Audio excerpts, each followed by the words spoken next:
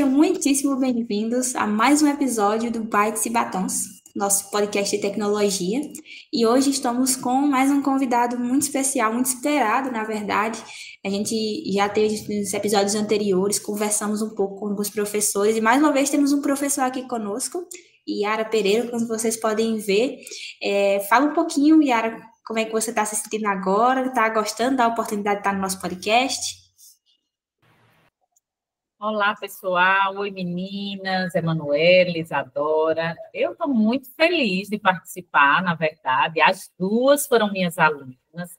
Estamos fazendo aqui um encontro totalmente feminino. Vê que coisa maravilhosa, né? Falar de tecnologia e conseguir já começar fazendo esse recorte aí, que é extremamente necessário no mundo acadêmico, no mundo do trabalho, né? Então, meninas negras, na tecnologia, no nível superior, na pesquisa, na extensão, no universo maker, e é isso. Estou muito feliz de estar aqui, finalmente, desde o ano passado, né? Hoje, 13 de fevereiro, desde dezembro que a gente está planejando esse encontro, e finalmente ele está acontecendo. Que bom. Pois é, né? Finalmente, tão esperado, mas finalmente conseguimos. E vamos lá, vamos partir para das partes que a gente mais gosta, que é conhecer um pouco o nosso convidado. Então, já apresentamos você, Yara Pereira, nossa querida professora, mas nos conte, como foi que tudo isso começou? Como começou a sua história acadêmica? Não muito tempo atrás, que eu sei, né? Você sabe que eu sou jovem, não pode fazer muito tempo, né? Por favor. Então, a minha história começou, né, como vocês já sabem, meninas, começou exatamente aí onde vocês estão, né? Começou como estudante de GTI no IF Sertão, no campus Floresta, e especificamente, né, a minha trajetória profissional, eu posso dizer que começou em um projeto dentro do campus, né? Eu havia passado em um concurso de nível médio, né, um concurso do Detran de Pernambuco, fui servidora de lá durante quase 5 anos, e aí eu queria prestar um outro concurso de nível superior, e eu fui fazer GTI, sendo completamente honesta com vocês, pelas seguintes razões. Porque era em Floresta, o curso gratuito, numa instituição federal, e, por ser tecnólogo, eu tinha a possibilidade de me formar dentro de 3 anos para atingir, de fato, o meu objetivo, que era prestar um concurso de nível superior. À época, né, eu estava pensando na área de tecnologia, mas eu não sabia ainda, eu estava um pouco perdida. Não sabia ainda exatamente o que era que eu queria, né? Uma das coisas que eu pensava era ser analista do próprio Detran, enfim, né? E aí vocês vão me interrompendo em qualquer momento, se vocês quiserem, tá, meninas? Senão eu fico falando aqui. Não, pode falar, fica à vontade. E aí eu cheguei no Instituto Federal, comecei a cursar, né? E fui me apaixonando por tudo, assim. A área de gestão eu adorava, a área de programação eu gostava também, a parte quando juntava, né? A parte de gestão de software, né? Gestão da tecnologia de um modo geral, de hardware, de tudo. Eu também gostava muito. E aí eu tive alguns professores no Instituto que foram muito importantes assim na minha trajetória, professor Elismar, professora Silvia, professor Lincoln, e especialmente o professor Cassiano, né?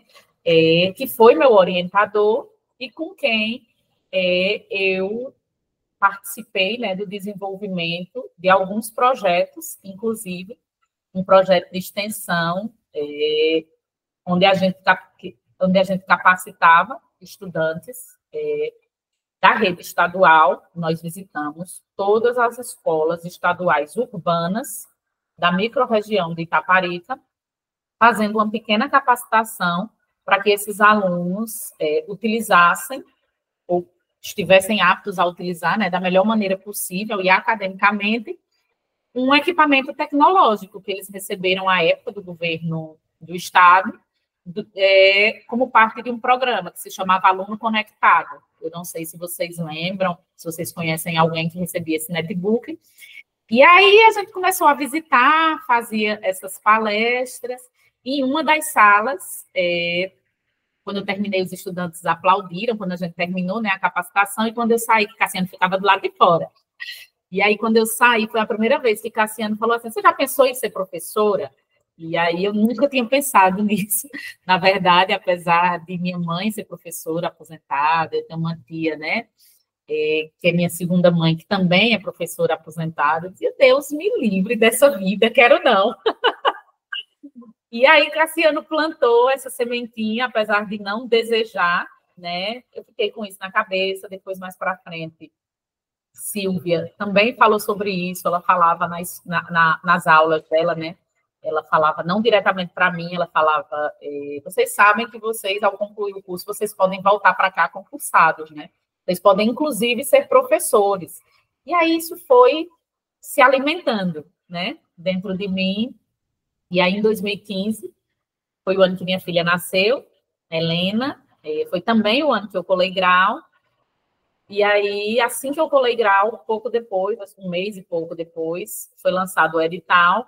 E tanto Cassiano quanto Elismar, né, os dois professores me enviaram o link do edital. Yara, se inscreva. E eu, minha gente, eu não tenho titulação, acabei de concluir aqui a graduação. Eu lembro bem de uma frase, né, que Cassiano dizia, crie esse problema para você, queira esse problema, né, que é se preocupar depois com a titulação, ou se preocupar depois com o que vai ser, e aí eu fiz, e graças a Deus deu certo, fui aprovada, perdi bastante posição quando fiz a prova didática de título, na primeira fase eu fiquei em terceiro lugar, depois acabei ficando por último e sétimo, né? Mas o que importa é que eu fui aproveitada para o IFPB e sou professora com muito orgulho, extremamente apaixonada hoje, é importante destacar, né?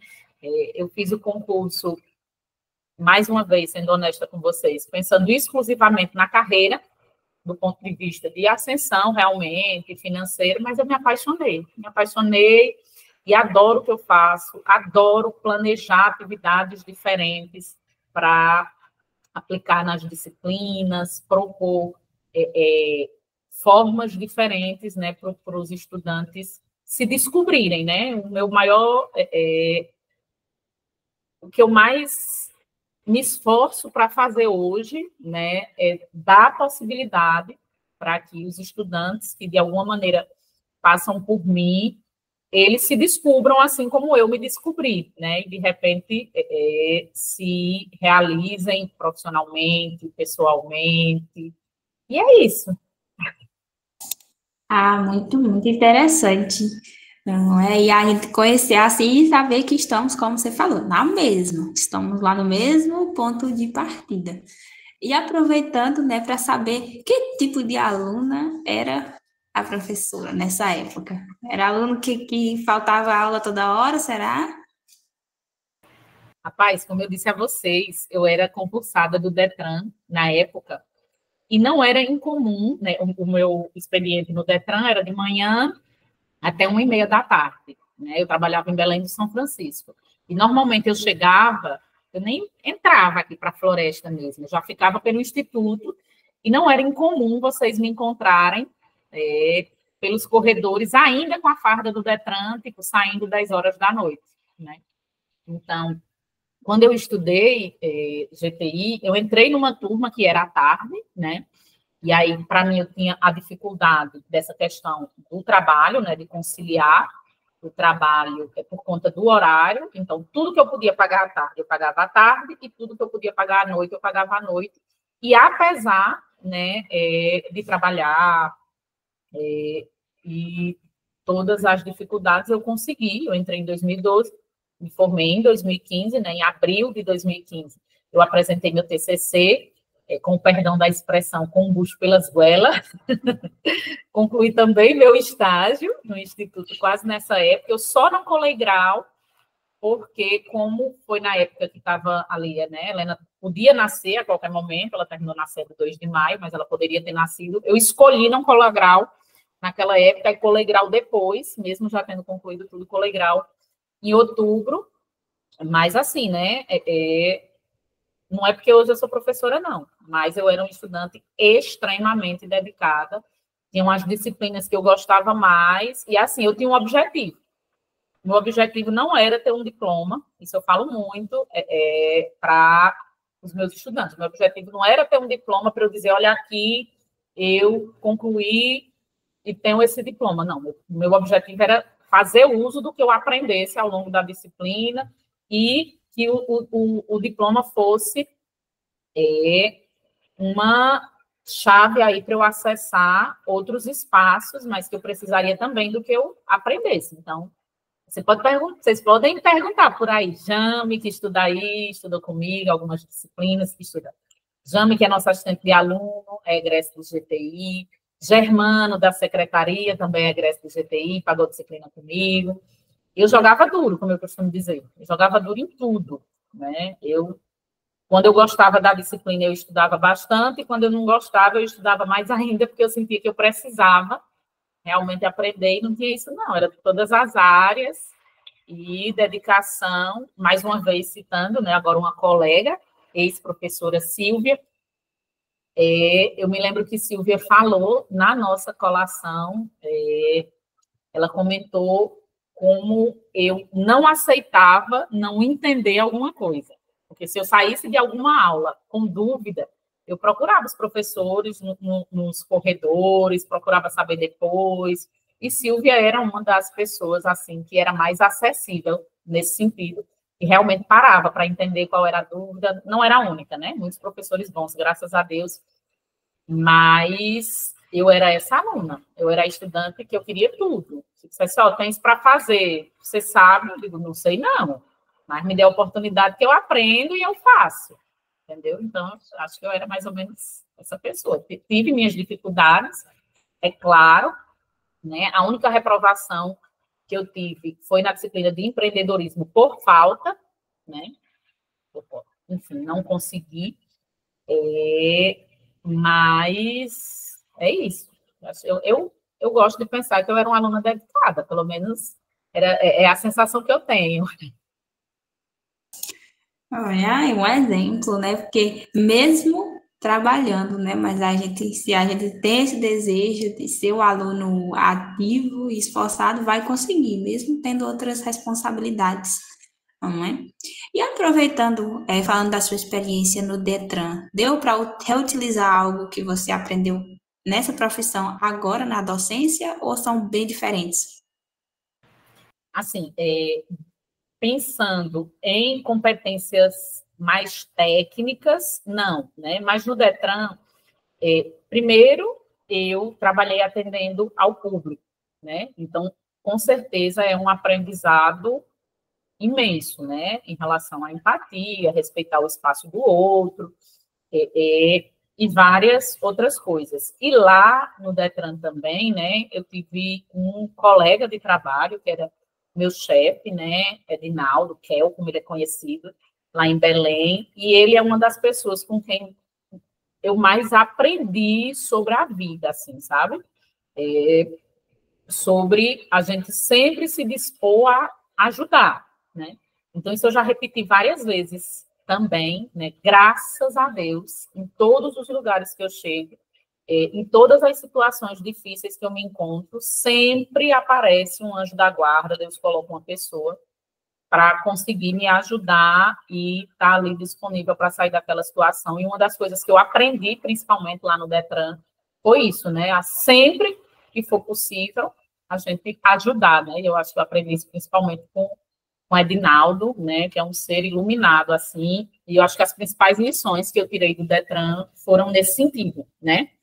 Realmente, todas as lições relacionadas ao atendimento ao público, né, que era o meu trabalho lá, eu era assistente de trânsito, e com Edinaldo, né, e com o Jô também, que era terceirizada lá, realmente essa questão da atenção com o outro, do cuidado, né, do você sempre se dispor a ajudar, a gente não ajuda esperando em troca, mas sabendo que é a lei do universo, né, eu costumo dizer que se você não é muito religioso, se você é da ciência, né, tem aquela lei também, né?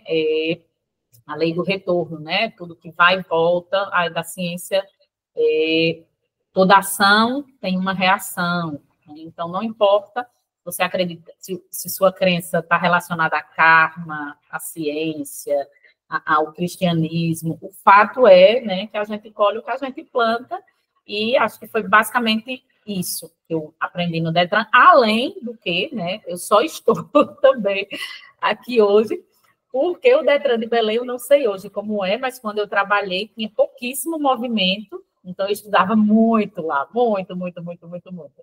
Eu passei na prova para professora estudando lá, né, eu levava o computador e passava boa parte da manhã estudando. Eu até ouvi sobre isso recente, né? A ideia de, tá, você quer fazer um concurso grande, mas às vezes você pode aproveitar fazer um mais simples que te dê tempo para você conseguir estudar para aquilo. Algumas pessoas têm feito isso. Ficar só em casa estudando para o concurso grande, às vezes demora muito e você fica sem, né, sem uma renda nem nada. Eu já vi essa estratégia. E agora entrando na docência. E aí, você já falou um pouco, né? Fala que desenvolveu, não foi uma coisa que nasceu com esse desejo, mas que desenvolveu, não é tanto o gosto pelo ensino, como também as habilidades de ensino, né? Que você já tinha, mas não pensava que ia acabar usando dessa forma. Mas, e aí, atualmente, como tem sido no geral, assim, sua experiência na docência? O que é que você diria para aqueles que estão pensando em seguir nessa área, seja na federal, na estadual, na municipal, né? O que é que eles podem fazer? O que você diria? Primeiro, assim, né? Como eu já falei, por acaso, graças a Deus, hoje eu adoro ser professora. De verdade, assim. Né? Tirando corrigir prova, que é necessário, o resto, tudo eu gosto. Tudo eu gosto. Foi difícil, para mim foi difícil aprender, né? Tem muitos professores, principalmente nos institutos federais e nas universidades federais, que não são licenciados, né, que são os professores das áreas técnicas. Eu busquei depois, né, já depois de de estar no IFPB, fazer uma especialização em docência, no ensino superior, e já fiz uma quantidade grande, assim, de outros cursos, né, de capacitação nessa área, planejamento de componente, de disciplina, de curso, legislação relacionada à educação, tem muita coisa. Mas, assim, o que eu posso dizer, né, a quem deseja trabalhar como professor, a primeira coisa é que, assim, por favor, venham, sabe? A gente está precisando de professor. Para mim, um reflexo dessa necessidade são as postagens que a gente viu agora recentemente, por exemplo, do SISU.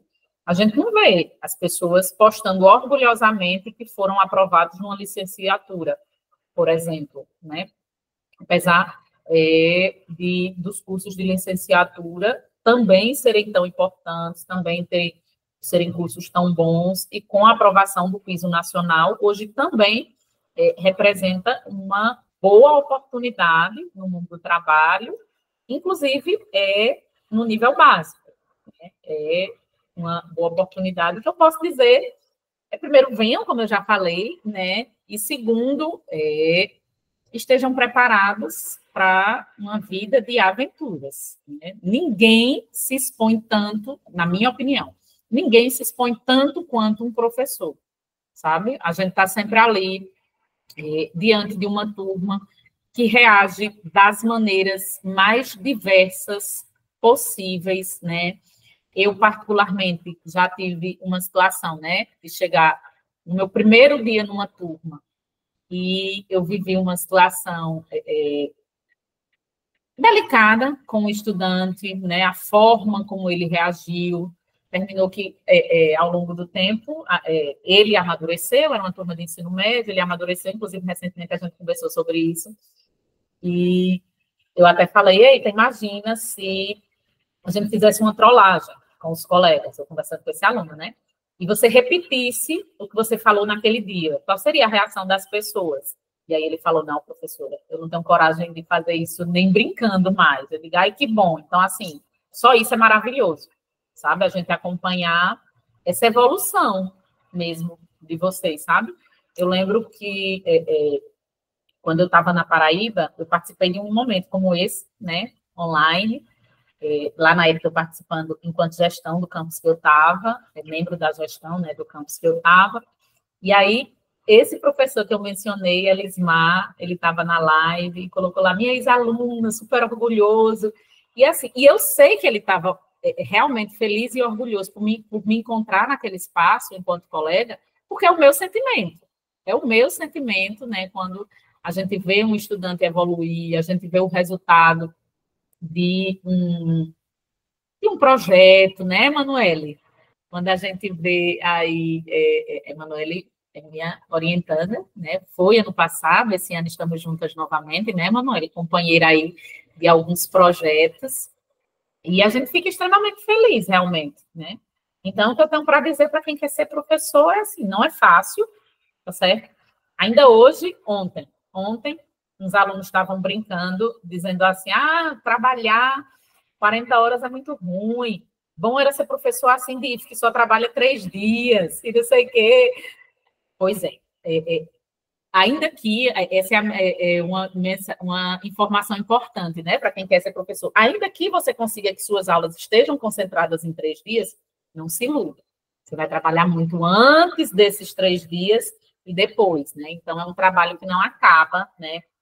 Minha família é muito simples. Meu pai, né, que já faleceu especialmente, e eu lembro que na época que eu fiz esse concurso, ele dizia assim, minha filha, vocês já têm mais do que vocês precisam para viver. Tem certeza que você quer quebrar a cabeça com um aluno? Por que você quer fazer isso? Porque realmente não é fácil. Não é fácil, mas compensa, sabe? Outra coisa também que eu ouvi recentemente, que me marcou muito, eu vou até falar sem nem pedir licença, mas vou citar o nome, né, da pessoa, porque olha que perigo, mas vou fazer.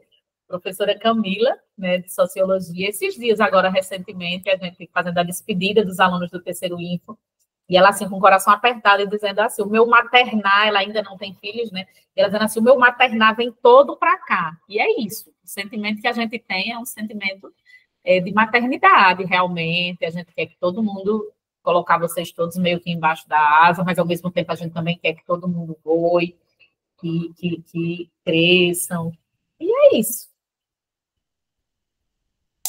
Pois é, né? Belas palavras, né? Essa final aí. E realmente a gente, do ponto de vista do aluno, dá para saber se o professor ele tem aquela paixão pelo que ele está fazendo ou não. Dá para separar de forma bem clara. A gente sente isso até na maneira que ele prepara a aula, que ele se apresenta quando chega. Tudo isso dá para sentir muito, assim. Mesmo que ele não diga diretamente, mas você sabe se ele está feliz ou não como professor. E Yara, a gente vê essa alegria, esse entusiasmo, mesmo quando está cansada, mesmo quando tem muita coisa para fazer, mas a gente vê aquele gosto, né, pelo que está fazendo. Isso é muito bom.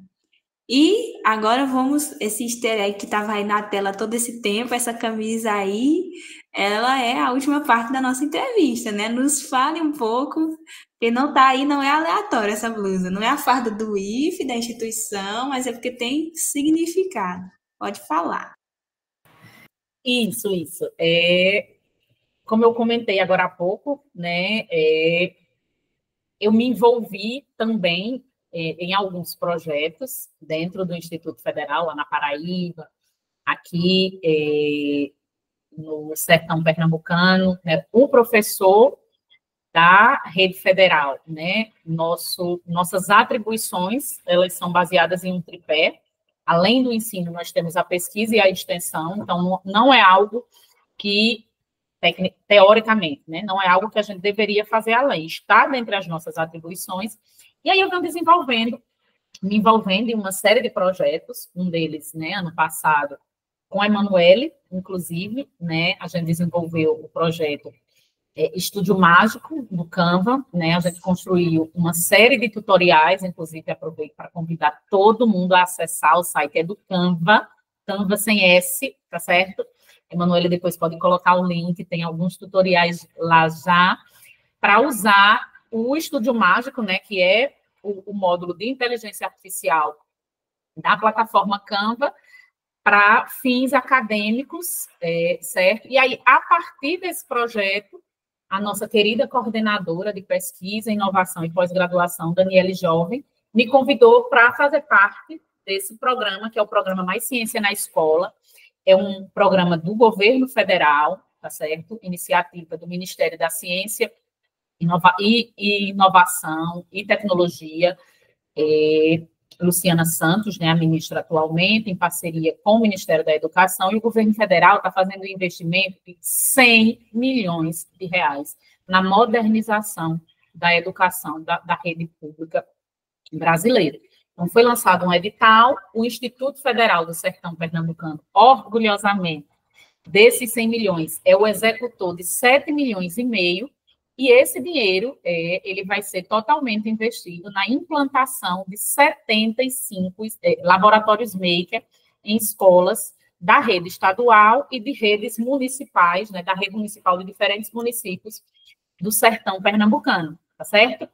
E aí o nosso projeto, ele está dividido, né, em 4 núcleos, essas 75 escolas, cada núcleo, ou nó, como nós chamamos, né, tem um coordenador, né, e um agente de inovação, assistente de inovação, aqui no sertão de Itaparica, na nossa região.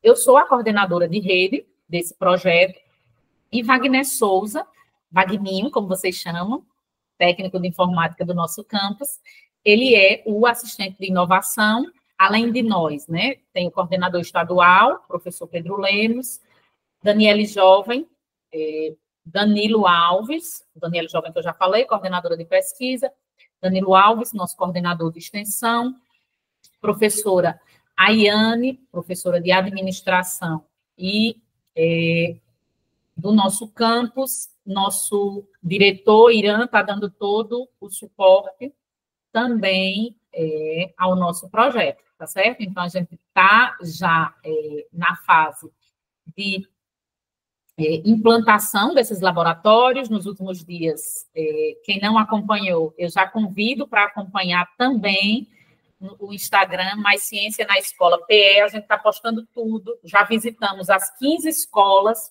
é importante dizer, né, esses laboratórios vão ser implantados 6 aqui em Floresta, 5 na rede municipal e 1 na rede estadual, 3 em Carnalbeira da Penha, todos em escolas rurais indígenas, 2 em Itacuruba, também escolas rurais indígenas, 1 em Belém do São Francisco, numa escola de referência, 2 em Tacaratu, 1 escola de referência e outro numa escola rural indígena. Esqueci alguma cidade: Belém, Tacaratu, Itacuruba, Carnalbeira da Penha, Floresta, acho que eu disse tudo, né? E o que é que nós vamos levar para esses espaços, né? Cada escola vai receber um investimento no patamar de 100 mil reais, e lá nós vamos implantar um laboratório maker, né? E para quem não sabe o que é um laboratório maker, gente, é um espaço de fomento à criatividade e à solução de problemas de maneira coletiva, né? Então, maker vem do inglês, né? Fazer, fazedor. Então, qual é a ideia? A ideia é fomentar um letramento digital por meio da cultura maker em cada uma dessas escolas, de modo que os estudantes e os educadores dessas escolas passem a fazer uma análise crítica de problemas reais que tem na comunidade e, com as próprias mãos, construam soluções para esses problemas. Esses problemas podem ser, inclusive, dificuldade de aprendizagem de algum aluno, entre fazer a conexão da teoria com a prática. Enfim, é um espaço que tem tecnologia também, né? Então, nós vamos levar impressora 3D, kits de eletrônica e robótica, cortadora a laser, para esses laboratórios. Vamos fazer a formação, né, tanto pedagógica, né, vamos dar o suporte pedagógico para que a equipe saiba utilizar esses equipamentos, gerenciar os projetos e tudo, e vamos dar também o suporte técnico, vamos entregar os laboratórios todos montadinhos, então eu vou pedir licença para repetir, @Mais Ciência na Escola PE, tem um Mais Ciência na Escola em cada estado do Brasil, mais o Distrito Federal, então lembra de botar o PE, segue a gente lá, acompanha esse projeto maravilhoso que a gente está transformando aí a educação pública no sertão pernambucano. Excelente, muito bom. A gente já ouvia, com certeza, como estudante, falar da cultura maker, mas ver acontecendo é outra história, não é? E é uma coisa que vem crescendo no seu passo, mas vem crescendo em todo o Brasil, né? E torcendo aí para que dê certo, para que possa a gente continuar acelerando, não é? Conseguir capacitar o máximo possível de alunos e professores. E falando um pouquinho do lado tecnológico, não é, do Maker, visto que o nosso podcast é muito focado nisso também, né? Quais são aí algumas novidades? A professora já citou duas, né? As impressoras 3D e a laser, que a gente inclusive tem aqui no campus, né, para ser consertada. Não sei se já fizeram a verificação, mas que está no processo de ser preparadas para o uso, né, da instituição. A laser já está funcionando, a gente viu, olhem lá as postagens, está funcionando muito bem, né? Então, quais são algumas outras tecnologias que a gente vai poder estar utilizando à medida que o laboratório for se construindo? Pronto, maravilha. Foi bom você fazer essa pergunta, porque eu posso, inclusive, completar a informação anterior, né? Nós vamos implantar, estamos, né, no processo já de implantação, 75 laboratórios em todo o sertão pernambucano, 15 aqui na microrregião do Pernambuco, mas nós já temos um laboratório maker no Instituto Federal, no campus Floresta, né? Em dezembro agora, eu assumi a coordenação desse espaço, na verdade, é uma equipe colegiada que está assumindo, né? É a equipe gestora do Laboratório Maker, Emanuela, inclusive, enquanto representação estudantil, faz parte desse grupo, né? Temos professores de diferentes áreas, técnicos também de diferentes níveis e formação, né, de diferentes especialidades, e estudantes pelo menos um estudante de cada curso do nosso campus, tá certo? Nesse momento, Emanuela, o que nós estamos buscando fazer dentro do nosso instituto e do nosso laboratório, realmente, é fazer com que a nossa comunidade se aproprie das tecnologias que ali já estão, né? Então, nós temos ferramentas, kits de eletrônica e de robótica, como eu mencionei. Como você falou, as impressoras 3D, infelizmente, a maioria delas está com um problema relativamente sério, né? Não está funcionando, tem uma impressora funcionando, a gente está no processo aí de aquisição de matéria-prima, filamento, para que a gente realmente consiga utilizar. A cortadora laser está funcionando. Agora, em janeiro, a gente já fez uma primeira formação. Então, nesse momento, o nosso papel é mais de sensibilizar a comunidade, né, sobre a importância desse espaço. Ali já foi feito um investimento altíssimo naquele espaço, então agora o que a gente espera é que esse investimento, né, vire retorno para a nossa sociedade. O que a gente quer são pessoas capazes de operar aqueles equipamentos que ali estão, e a minha concepção é que, nesse momento, a nossa maior preocupação não é especificamente em levar novas tecnologias, em fazer com que os equipamentos que hoje já estão no nosso laboratório, eles efetivamente funcionem e eles prestem o serviço que a aquisição deles previa, né? Qual é a concepção, né?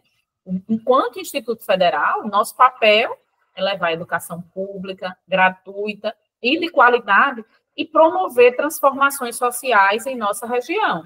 Então, o que a gente precisa é que os nossos técnicos em informática, os nossos gestores de tecnologia da informação, os nossos professores de química, os nossos técnicos em administração, informática e agropecuária, que todos os nossos estudantes, eles sejam entregues, né, ao mercado de trabalho em pé de igualdade com estudantes de grandes centros e de instituições renomadas e privadas. Então, o que a gente quer é que entregar ao mundo do trabalho contemporâneo profissionais que estejam preparados para os desafios da contemporaneidade.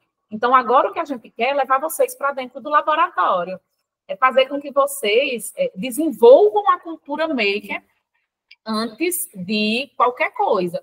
Então, o que a gente quer é que os nossos estudantes passem cada vez mais, a gente já vê isso, né, graças a Deus, mas o que a gente quer é que cada vez mais os nossos estudantes tenham esse olhar reflexivo e que tenham atitudes proativas aí, e a gente quer que surjam projetos de todas as áreas, a gente quer servidores de todas as áreas, estudantes de todas as áreas. Então, nosso propósito agora é realmente sensibilizar e fazer com que aquele espaço seja tomado aí por pessoas que estejam a fim de desenvolver os mais variados projetos. E aí, a partir desse uso, aí sim nós vamos fazer aquisições, né? Assim a gente espera, planejadas, de novas ferramentas, ampliando algo que a gente tem, trazendo novas tecnologias, mas que de modo não seja algo sem uma estratégia por trás, né? Tem essa tecnologia, tem a tecnologia X que está em voga e que tem muitos laboratórios utilizando, sei lá, internet das coisas, né? Eu considero particularmente que seria extremamente interessante a gente ter equipamentos inteligentes para os nossos estudantes aprenderem a manusear, a programar, a consertar. Mas antes da gente fazer isso, a gente precisa se apropriar daquilo que a gente já tem e aí, de maneira estratégica, planejar outras aquisições. Certo? Sim, faz todo sentido, né? Tentar o passo de cada vez, por assim dizer, não é? E também depois que estabelecer a base, fica até mais fácil, né? Já ter aquelas pessoas ali dedicadas ao maker, só para aí depois fica mais fácil até para continuar evoluindo. Me lembrou até de uma viagem técnica que a gente fez, a gente visitou um maker um pouco maior, não me recordo o nome da instituição, mas que tinha também lá bastante maquinário, tinha até... Eles estavam conectados a outros makers ao redor do mundo, e outros estudantes que também estavam, cada um com seu projetinho, e aí ficava ali gravando eles fazendo o projeto, e você já se inspirava, não é? Então, me lembrou até isso. Mas estou entendendo aqui que a mensagem que a Yara quer deixar para a gente, não é? Que quem quer ser docente, venha, não é? Que é uma área que, como qualquer outra, tem suas dificuldades, mas que vale muito a pena. E vamos fazer o maker do Instituto crescer, fervilhar de ideias, não é? Se tornar uma área ativa do campus, não só ser mais um laboratório, mas ser uma fonte, não é, de projetos de crescimento. Então, chegamos ao fim, como diria a Ayane, né? Mas chegamos ao fim do episódio, né? Até porque também já até passamos um pouquinho do tempo, mas que bom que a Yara conseguiu ficar mais um pouquinho. Muito bom. E é isso. Espero que você tenha gostado de participar. Logo, logo, quando sair, a gente te manda, tá bom? Pronto. Tá ótimo, meninas. Eu que agradeço. Eu queria ao menos ouvir a voz de Isadora antes de sair. Pode ser que ela está quietinha, como ela costuma ficar na sala também, Isadora? Queria agradecer a você, Yara, por ter aceitado nosso convite. Foi muito bom poder partilhar um pouquinho da história da senhora e que a gente possa se inspirar ainda mais na sua história e fazer o Maker crescer, como diz Emanuele, a escola que a gente visitou. É muito interessante mesmo quando o Maker está funcionando. E foi uma experiência muito boa. Eu acredito que com o nosso aqui do campus também vai ser incrível. Com certeza. Então é isso, gente. Fiquem ligados aí para os próximos episódios. A gente vai colocar as redes sociais, inclusive as que a Yara mencionou, colocar aí na descrição. Então, acessem, visitem lá, deem uma olhada, se inspirem, não é? E fiquem atentos aos próximos episódios que a gente vai postando cada semana, conhecendo aí outros profissionais da instituição, tá bom? Tchauzinho e até a próxima. Maravilha. Eu queria só finalizar parabenizando vocês por esse projeto maravilhoso, parabenizar o professor Tássio, que está aí também provocando, movimentando, né? Quem sabe vai sair aí dessa turma profissionais da área da comunicação, seja nos bastidores ou na frente das câmeras, né? Então, esse é o nosso papel, enquanto professor, é realmente criar as situações para que vocês vão se provocando, vão experimentando e, quem sabe, descobrindo aí, quem ainda não se descobriu, né? Ter essa experiência. Exatamente. Então, só agradecer, gostei muito de participar, meninas. A Emanuele disse que a gente passou do tempo, eu falei, me interrompam, senão eu fico aqui falando. Não, mas foi muito bom.